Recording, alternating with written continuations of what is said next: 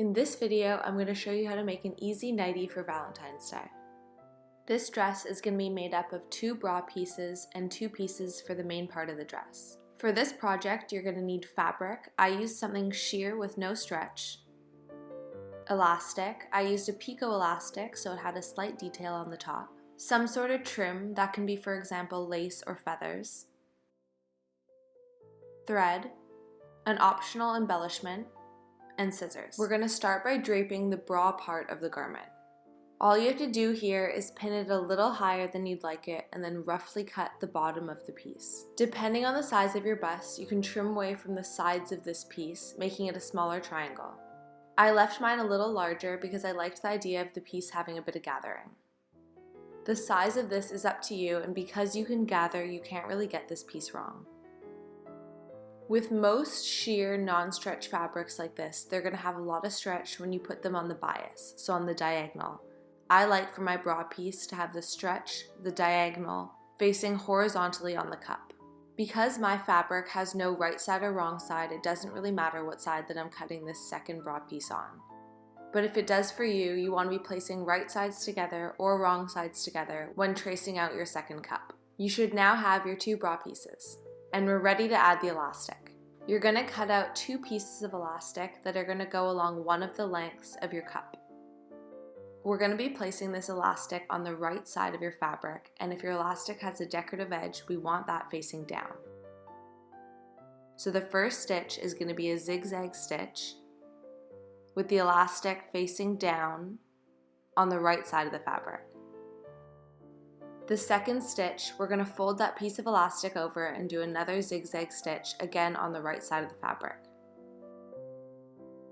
So as you can see, we're just going to fold that piece of elastic over and then do a second zigzag stitch on top. We now have 1/2 of the top pieces finished.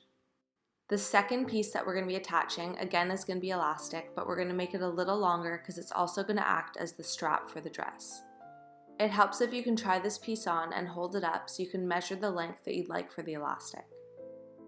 This piece of elastic is going to measure along the side of your bra piece until where you'd like the back of the dress to hit.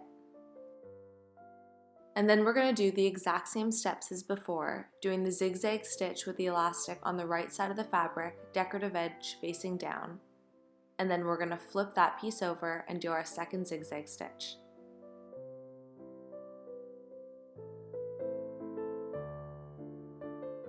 The last step of finishing these bra pieces is doing a basting stitch at the bottom of the cup, so our largest stitch that the machine can do with no back stitch. And this will help to gather the bottom of the cup for us.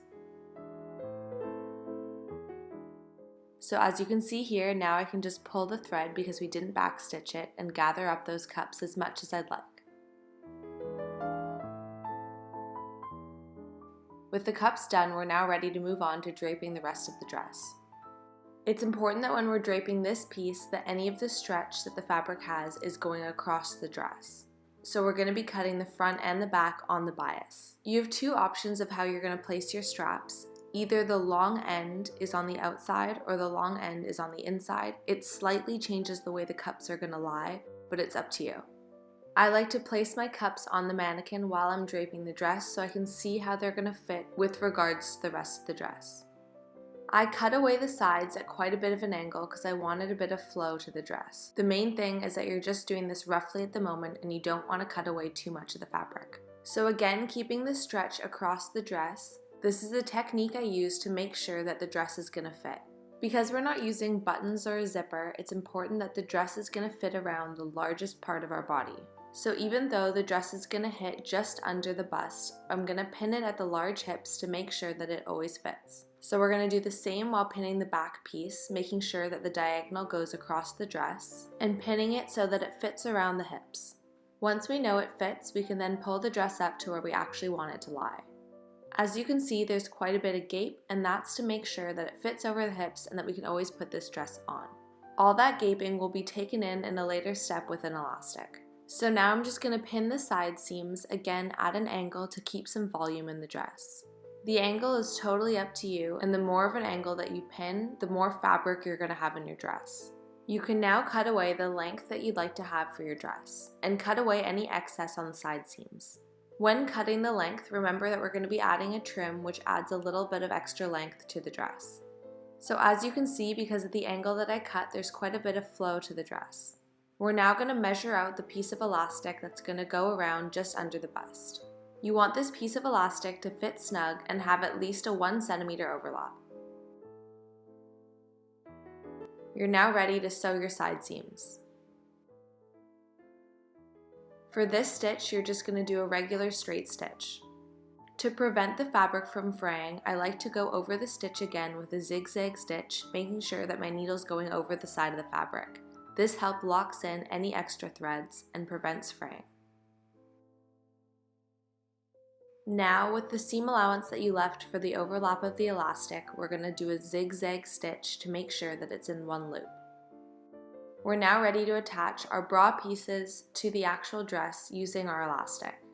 So on the right side of the fabric, we're going to pin the elastic again with the decorative edge facing down, and then on top we're going to pin our bra pieces. So again, it's going to be right sides facing together for the bra piece and the dress piece, with the elastic in between those two pieces, decorative edge facing down. Keeping in mind when you're pinning this piece that there's going to be a lot of extra gather in the fabric and that you're going to have to stretch the elastic when you're sewing. While pinning, it doesn't really matter if the fabric's gathered, but remember it's going to lie flat when you sew. So as you can see here, when you stretch the elastic, all the fabric lies flat. Another thing, when pinning the cups, I like to have them cross over slightly so that there's no gap in between, but this is a style choice and totally up to you. We're now ready to zigzag stitch right where we placed our pins, making sure that all our stitches are right along the elastic. We then want to take our time trimming away any of the extra fabric that might be poking below the elastic, making sure that we're not trimming any of the actual elastic. You can trim any of the extra threads away at this point as well. And then we're going to do the same thing that we've done, folding over the elastic and doing our second stitch. This time it's a little more confusing because the cups are involved, but it's the exact same step and stitch that we've been doing for the other bits of elastic. So again, sewing on the top of your fabric, the right side of the fabric, we're going to do another zigzag stitch. The next step is to attach the straps to the back of the dress. When doing this, it's important to try it on to make sure you like where they lie. And then once you like where you've placed them, you can sew them either with a hand stitch or with your machine. Next, we're going to move on to adding our trim to the hem. So as I said before, I'm going to use a lace, but again, you can use any type of trim that you like. And if you don't want to add a trim, you can also just hem with a regular fold over stitch. When adding lace to a trim, I like to sew with a zigzag stitch right along the bottom of the fabric. I like to do this with the needle going over the other side of the fabric, again because it's a way of locking in those extra threads. The final step is to add whatever embellishment you like, and that can be in any placement. For these, I like to usually sew them with a hand stitch. And you're all done!